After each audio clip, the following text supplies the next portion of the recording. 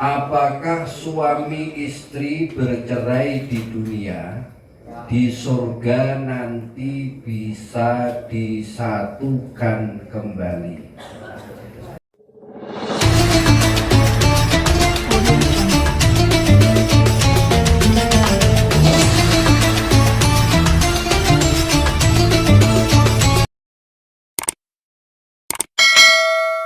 Bapak Imam Daud, Pak Kiai Ali Susanto, Pak Ustadz Idrus, juga yang saya hormati, saya muliakan Pak Ustadz Ponco, Pak Kiai Sotik, dan para sesepuh-sesepuh lainnya.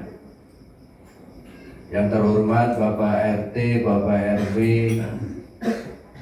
yang saya hormati tuan rumah Bapak Supri, sekeluarga di Mbak Suparman, bapak-bapak, ibu-ibu, hadirin wal hadirat rahimakumullah. Melalui pengajian pada malam hari ini, kita hadiah Fatihah. Semoga Allah memberikan umur yang panjang barokah, rezeki yang lancar barokah, seziarah ke Mekah Madinah. Allah beri anak keturunan yang ahli ilmu, ahli ibadah, ahli kebaikan. Allah jadikan rumah tangga kita sakinah, mawaddah, warahmah. Allah jadikan kampung halaman kita dijauhkan dari musibah, bahaya, malapetaka. Semoga pengajian kita selalu diridhoi Allah. Ala hadhihi niyah wa li kulli niyatin sholihah. Al-Fatihah. Bismillahirrahmanirrahim. Alhamdulillahirabbil alamin. Arrahmanir rahim. Maliki yaumiddin. Iyyaka na'budu wa iyyaka nasta'in. Ihdinas siratal mustaqim. Siratal ladzina an'amta 'alaihim ghairil maghdubi 'alaihim waladdallin. Amin. Bapak Ibu hadirin yang saya muliakan, malam hari ini saya ingin menjawab masalah-masalah yang sudah sampai ke WhatsApp saya. Masalah-masalah ini mudah-mudahan bukan hanya kita dengar, tetapi kita wujudkan dalam kehidupan kita sehari-hari. Saya mau bertanya, apakah suami istri bercerai di dunia, di surga nanti bisa disatukan kembali? Suami istri yang bercerai di dunia, apakah di surga bisa disatukan kembali? Ibu-ibu, kalau punya suami yang baik, akhlaknya baik, ketika bertanya, ya nanti kalau kita di sana, di akhirat, apakah bisa bersatu kembali di surga seperti ini? Suami yang baik menjawab begini, Bu, asalkan nanti bapak meninggal duluan, jangan nikah lagi.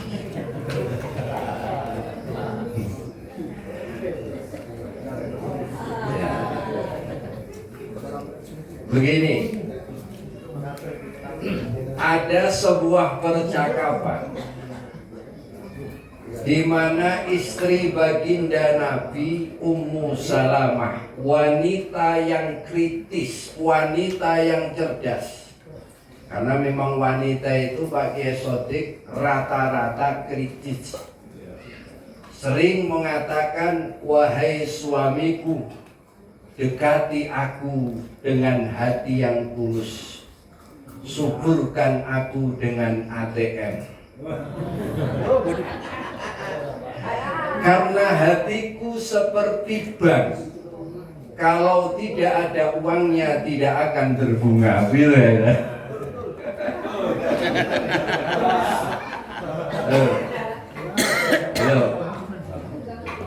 Masya Allah. Ummu Salamah menanyakan kepada suaminya, baginda Nabi, ada seorang istri menikah berkali-kali. Ya, menikah pertama suaminya meninggal, nanti nikah lagi dengan lelaki lain, nikah lagi.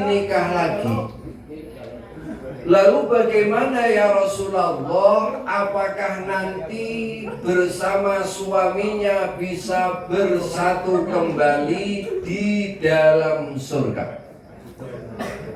Nabi menjawab, wahai Ummu Salamah, suami yang akan menyertai istrinya tadi adalah suami yang akhlaknya baik, suami yang perangainya di dunia baik. Karena besok istri diberi pilihan, mungkin suaminya ada 4, lalu ditanyakan, wahai istri, pilihlah suami yang mana yang akan menyertai kamu di dalam surga. Maka dipilihlah salah satunya, karena di dunia suami tersebut sangat sabar, sangat baik akhlaknya, sangat penyayang kepada istrinya. Semoga Pak Supri dan istrinya bisa bersama-sama di dalam surga. Amin.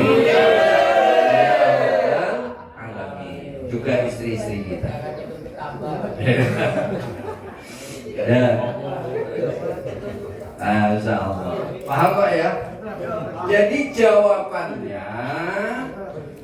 ya, istri suami bisa bersatu kembali, bisa berkumpul kembali di dalam surga manakala suaminya itu baik di dunianya, beriman kepada Allah, istrinya juga beriman, beramal soleh, insya Allah baik di dalam surga, bersama di dalam surga. Amin Allahumma amin. Ini pertanyaan yang pertama. Yang kedua, apakah dampak harta haram yang dimakan oleh keluarga?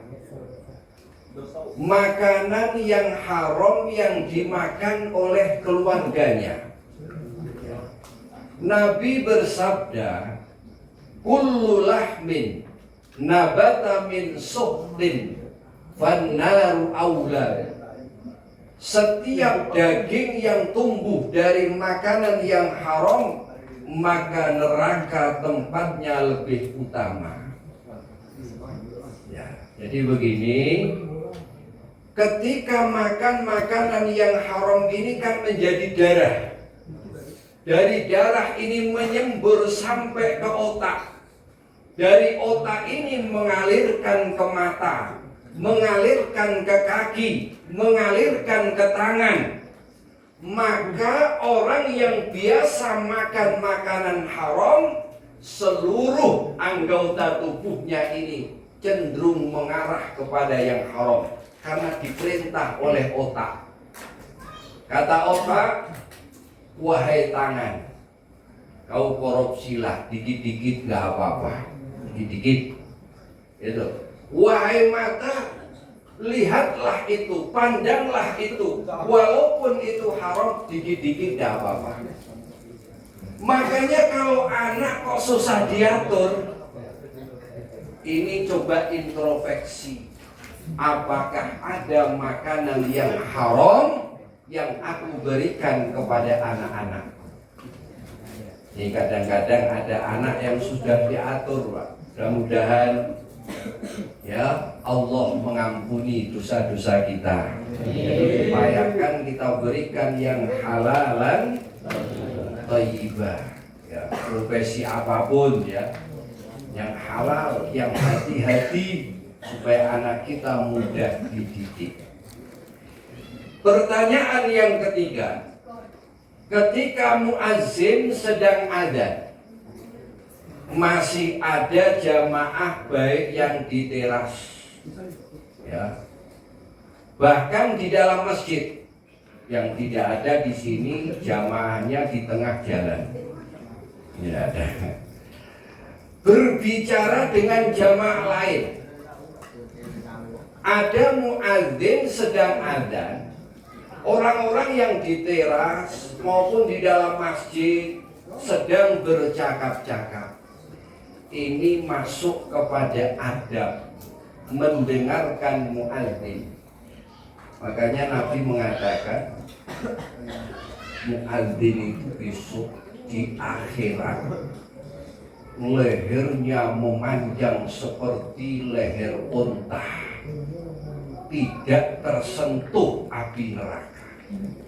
Maka di zaman para sahabat mengumandangkan azan itu berebut ingin seperti sahabat Bilal bin Rabah, ya, ingin seperti sahabat-sahabat yang lain, berebut. Nih, saya kasih semangat buat yang azan.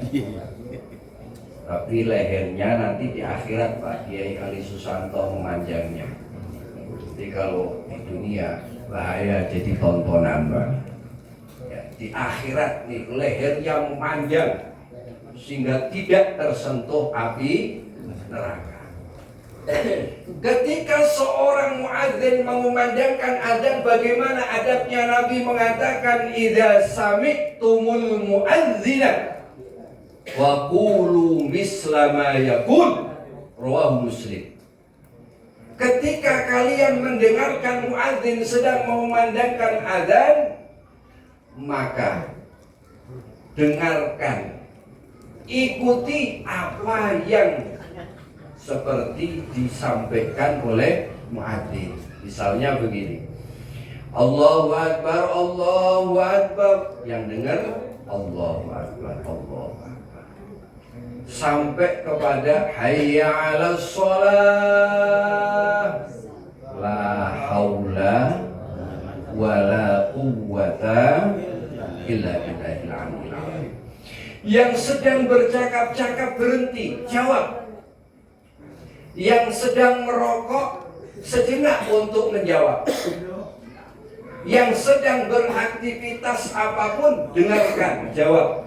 Misla ma yaqulu, sebagaimana apa yang diucapkan oleh muadzin. Jadi kalau bercakap-cakap itu hukumnya makruh, tapi makruh ini tidak berdosa. Jadi ikuti. Hayya 'alas shalah, la haula wala quwwata. Walaupun sedang di teras, walaupun sedang di dalam masjid, ketika muadzin mengumandangkan azan, ya, maka jawablah seperti apa yang diucapkan muadzin. Dan ketika orang sedang azan, jangan diajak bicara, repot. Allahu Akbar, Allahu Akbar, kita dekati. Apa luka? Itu yang sedang berazan. Jadi Bapak Ibu demikian, kecuali di dalam WC. Kalau di dalam WC itu kan tempat yang paling disukai syaitan adalah tempat-tempat yang kotor. Maka nggak baik kita berlama-lamaan di dalam WC, apalagi sambil HP-HPan di dalam WC. Kadang-kadang orang tuh ngising sambil HP-an, ada apa enggak kira-kira? Nah, itu sih enggak semua, ya kan? Enggak baik di tempat itu berlama-lamaan. Ya, makanya di dalam kitab Duratul Bahiyah itu dijelaskan kalau masuk ke dalam WC sedang qadil hajat, kepala kita itu ditutup Pak, pakai handuk ataupun pakai apa? Kenapa? Karena ubun-ubun kita itu supaya selamat dari syaitan yang akan masuk ke dalam tubuh kita. Makanya kalau sedang mendengarkan suara adzan di dalam WC saat itu kita, ya, tidak ada anjuran untuk menjawab. Nanti kalau sudah keluar dari WC disusuli. Ya, la haula wala quwata illa billahil aliyyil azim. Nah, di luar itu kita dianjurkan ya. Hayya 'alas shalah, umum selesai adzan bagaimana? Baca doa, karena doa antara adzan dan iqamah itu mustajab. Makanya ulama ada yang menambahkan apa?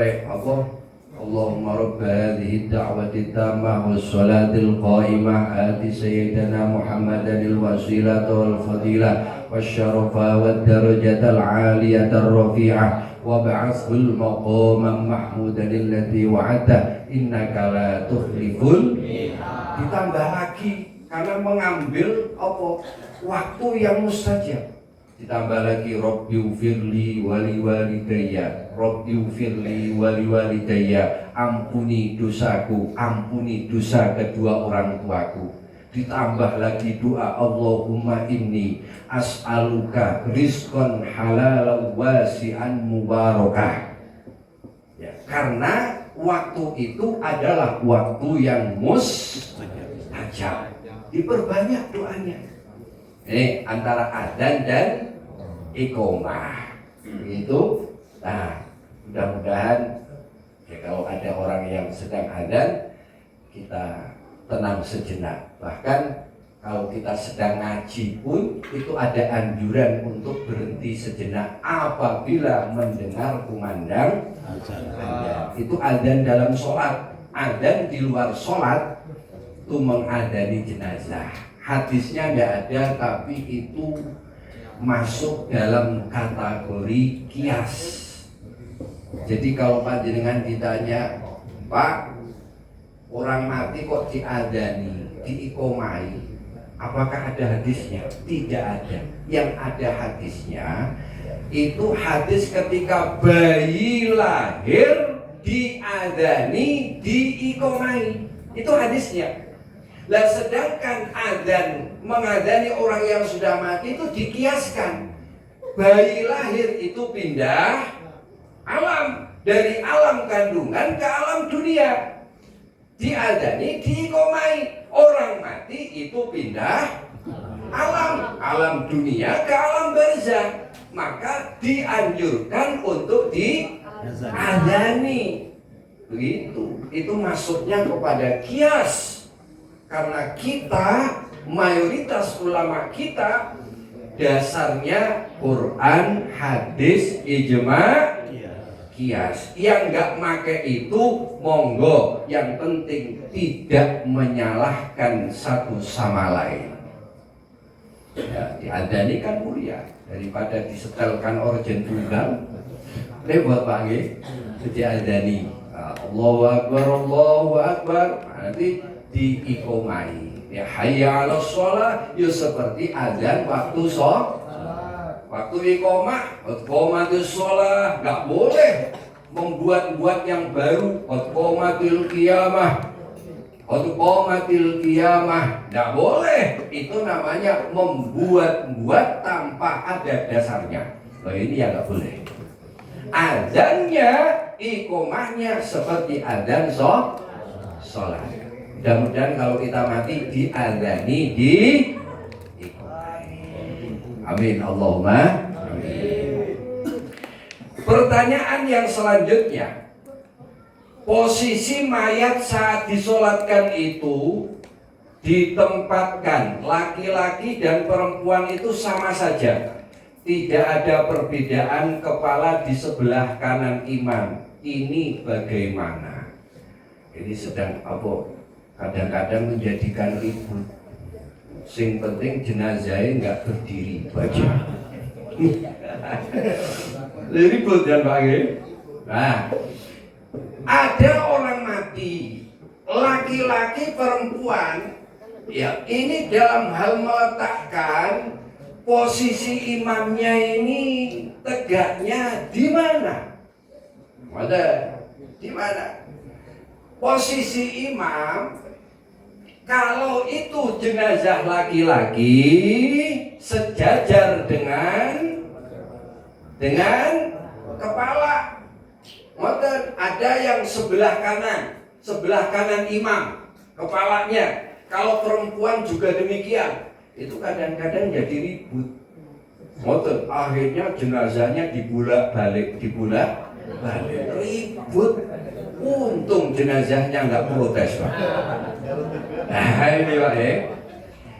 Ini saya jelaskan, biar kita mudeng, Pak.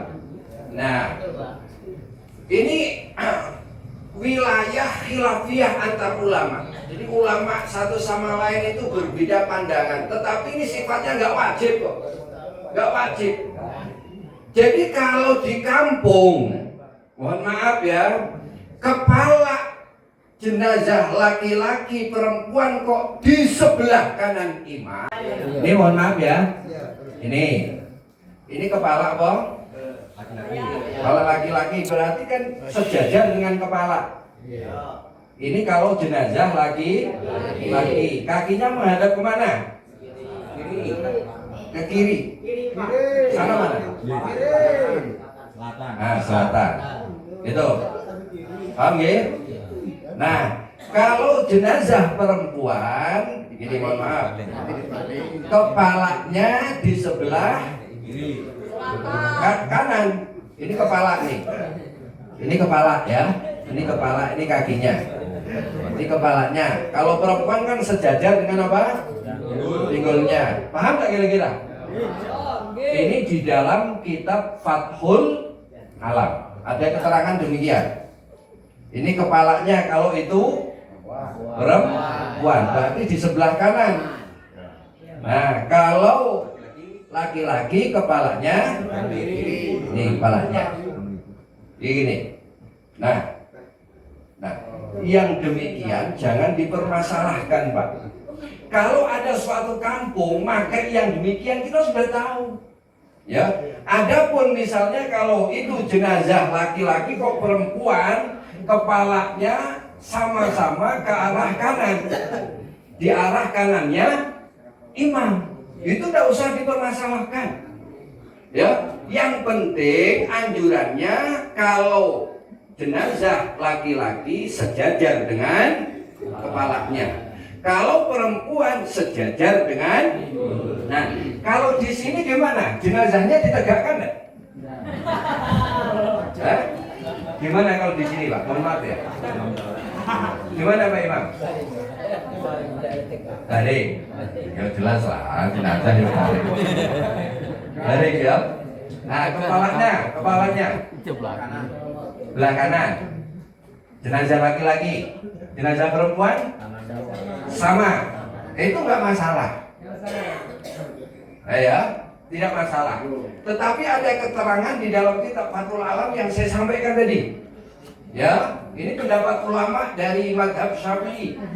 Ya, jadi kalau jenazah laki-laki itu kepalanya di sebelah kiri imam. Kalau perempuan kepalanya di sebelah kanan imam.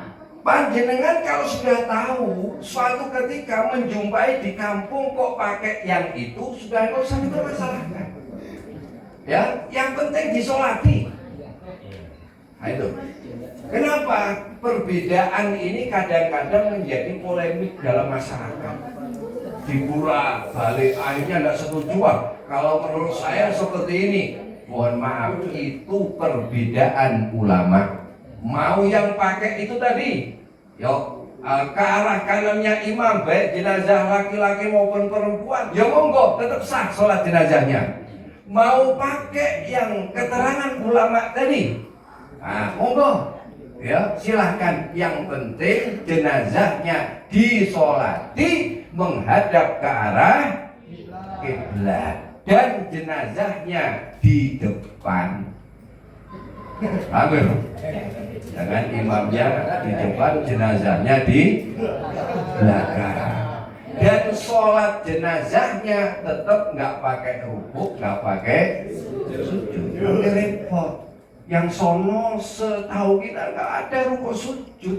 Ini kok sholat jenazah pakai rukuk sujud? Jawabnya simpel. Ini jenazah banyak dosanya. Repot, Pak. Paham ya? Jadi dari panjenengan kalau menjumpai demikian nggak repot, Pak. Ini ada di dalam kitab Fathul Alam. Ada keterangannya. Jadi suatu kampung ada yang menerapkan demikian. Oh yang benar kebiasaannya, tradisinya kayak ini, ya monggo.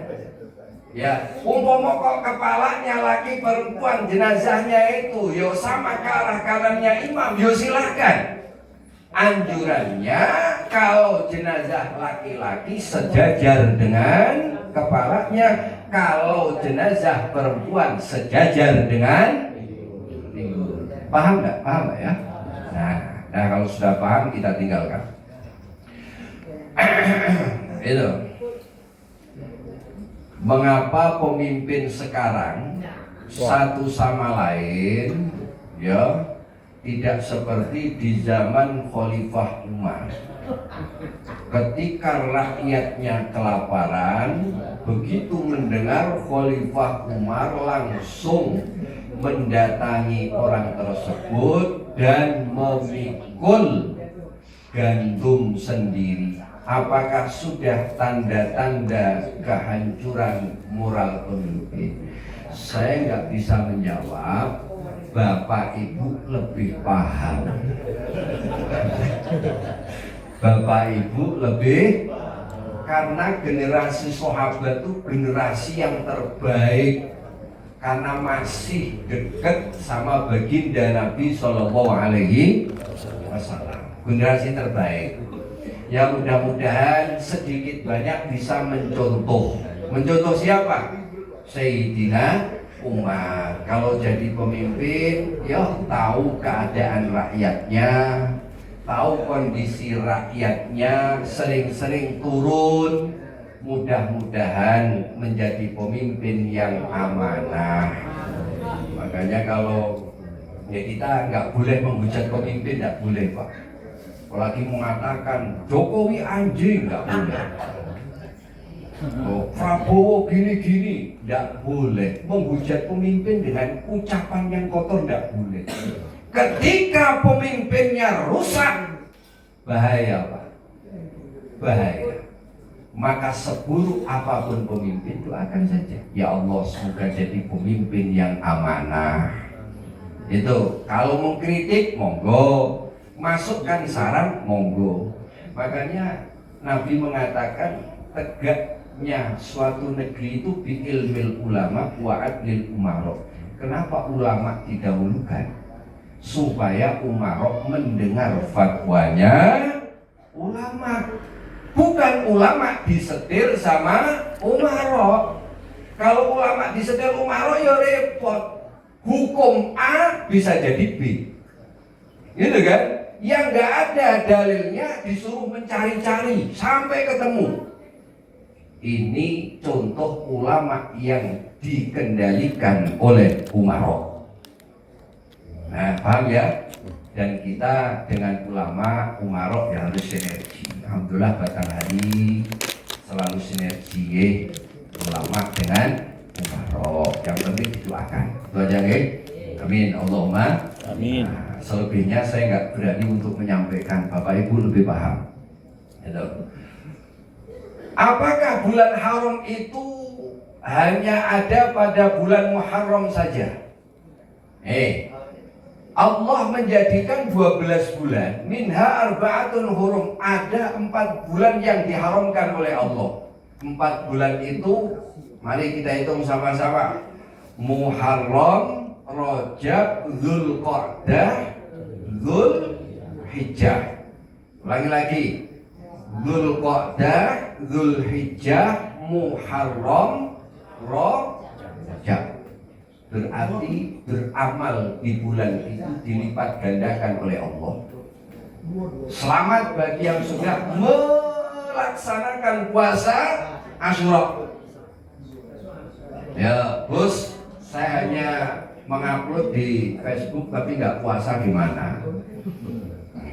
Setiap kebaikan kalau itu sifatnya sunnah, walaupun pelakunya tidak melaksanakan, tetap mendapatkan ganjaran. Ada tuh? Mau posting pahala puasa Asyura, dilebur dosanya selama 1 tahun. Lah yang ngupload ndak puasa malah rokok. Misalnya, yo jangan dijelek-jelekkan, wong itu sifatnya sunnah. Maka selamat yang menjalankan puasa Muharram, puasa Asyura. Kalau tidak puasa kan ada lagi kita dianjurkan untuk menyantuni anak yatim, mengusap anak yatim. Ngerti? Maknanya mengusap itu ibaratun anisyafaqah, suatu ibarat tentang kasih sayang kita kepada anak yatim. Kemudian bagus mana mengusap saja tapi tidak ngasih duit, dengan ngasih duit tapi tidak mengusap. Bagus mana? Hah? Ngasih duit tidak mengusap tidak apa-apa. Daripada mengusap kepalanya diunyel-unyel tapi nggak ngasih, lebih baik ngasih duit. Paham? Paham ya? Ya, mudah-mudahan saya percaya Bapak Ibu sedikit banyak sudah ikut bergabung secara bersama-sama melalui iuran menyantuni anak-anak yatim. Nah, anak-anak yatim, dan uang anak yatim itu nggak boleh digunakan untuk yang lain kecuali untuk anak-anak yatim. Suatu lembaga mengumpulkan dalam 1 tahun untuk apa? Menyantuni anak-anak yatim di bulan Muharram, dapat 100 juta misalnya. 100 juta itu ya untuk anak yatim semua. Nggak boleh 10 juta dipangkas untuk beli snack, 3 juta untuk ngasih penceramah. Ya, sehingga 100 juta mungkin tinggal 50 juta. Haram hukumnya, nggak boleh. Itu namanya memakan harta anak yatim. Hati-hati Pak, hati-hati. Kan ada dalam 1 tahun itu kan ngumpuli untuk anak yatim, misalnya dapat 50 juta. Ini dipangkas, ya, efisiensi anggaran katanya. Dipangkas tinggal 30 juta. Untuk mudamu balik diambilkan dari situ, tidak boleh. Itu namanya makan harta anak yatim. Kalau mau ngasih penceramah, mau beli snack, ini tolong diambilkan dari uang selain itu. Ini hati-hati. Makan harta anak yatim itu berat. Dan siapapun yang bisa ngopeni anak yatim sekaligus ibunya. Kalau Pak Dea Sotik kira-kira gimana?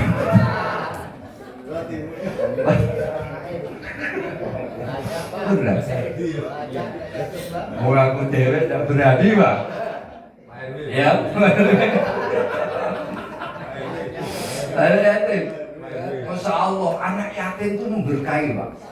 Memberkahi dia. Makanya kalau di sini ada anak yatim Pak, kalau Bapak mau dapat jariah yang mengalir, masukkan ke pesantren.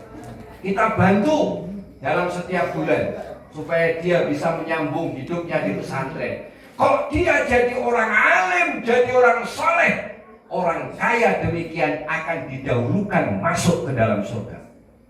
Sering saya mendengarkan balik mengatakan orang kaya itu masuk surganya paling belakangan. Kenapa?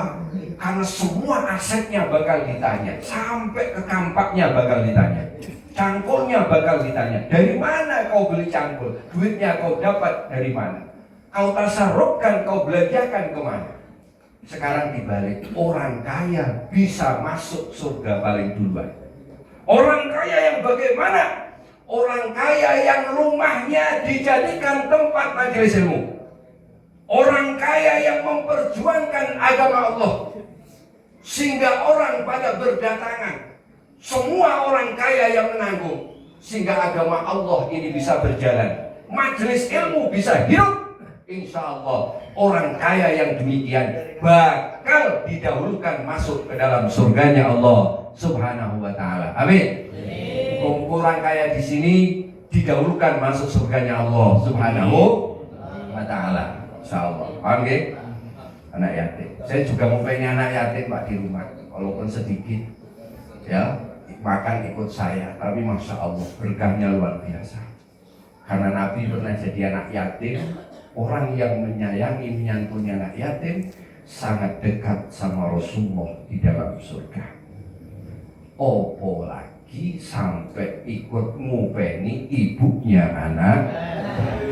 Wah, ini berlipat-lipat ganjaran. Jangankan bapak saya tidak berani, Pak. Kalau anaknya sih bisa-bisa, tapi ibunya mikir-mikir, Pak. Itu kan, ayo, Masya Allah. Nah, makanya sebagian oknum kiai terjerat kasus, Pak. Ini saya sampaikan, jangan semua dipukul rata, Pak. Itu oknum, ya. Jangan semua pesantren disalahkan, paham ya? Tetapi nasihat untuk diri saya juga, supaya kita melaksanakan syariat agama. Seorang ulama kalau bisa jangan berjabat tangan kepada selain muhrim. Sebab kiai ustadz itu tidak maksum. Yang benar hanya satu, firman Allah. Kiai kadang yo salah, kadang yo bisa benar. Yang penting tidak dihujat berlebih-lebihan. Mungkin ada kiai ustadz yang mungkin berbuat demikian, tapi jasa dia banyak toh. Santri-santri yang sudah didik sukses juga banyak. Yang penting didoakan. Makanya kalau saya sama santri putri itu isyarah saja. Ada santri putri mau salaman sama saya isyarah. Kenapa? Saya belum kuat untuk umpama kok saya salaman ini, karena saya termasuk ustadz yang masih muda. Jadi tua-tuanya laki-laki itu ya masih hati-hati juga, Pak. Doanya mudah-mudahan saya selamat, Pak. Selamat dunia akhirat. Kata Pak G, ini yang bisa saya sampaikan. Kurang lebihnya mohon dimaafkan. Semoga Allah memberikan sehat walafiat, berikan istiqomah pada kita semuanya. Semoga Allah memberikan keberkahan dalam hidup kita. Amin. Allahumma amin. Allahul muwaffiq ila aqwamit thoriq. Assalamualaikum warahmatullahi wabarakatuh.